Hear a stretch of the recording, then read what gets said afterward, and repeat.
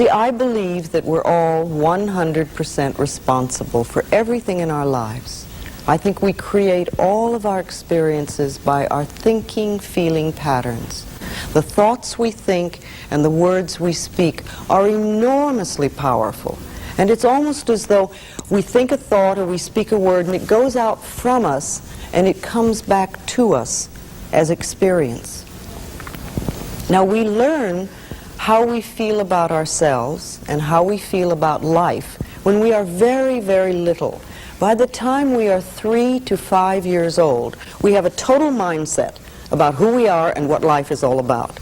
And from then on, we keep reacting to experiences through this mindset.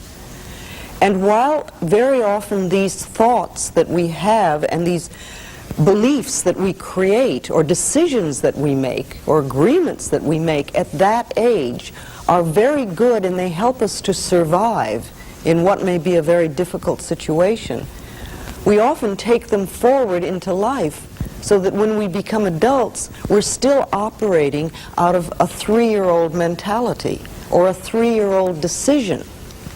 And that often doesn't work in our life. So we learn these things when we're very young, and we usually learn them from our parents. And this is not to blame them, because I really do believe that we're all victims of victims.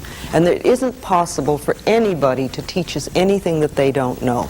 If your mother didn't know how to love herself, there's no way she could teach you how to love yourself. And if your father didn't know how to love himself, then he couldn't teach you how to love yourself.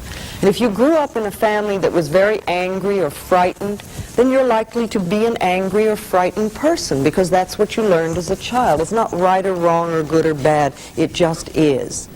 Again, it doesn't matter what the problem is, or how long you've had it, or how difficult or chronic it is, or anything else, or whether it's brand new, or whether it runs in the family. There's only one thing I ever teach anyone, and that is loving the self.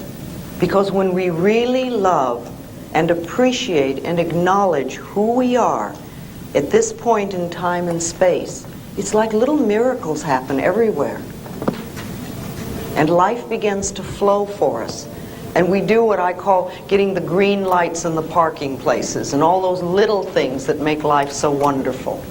And when we don't love and appreciate who we are, then we put up the barriers and the resistance to our own good. Now, I'm not talking about vanity, because or arrogance, because that is not love, that is fear.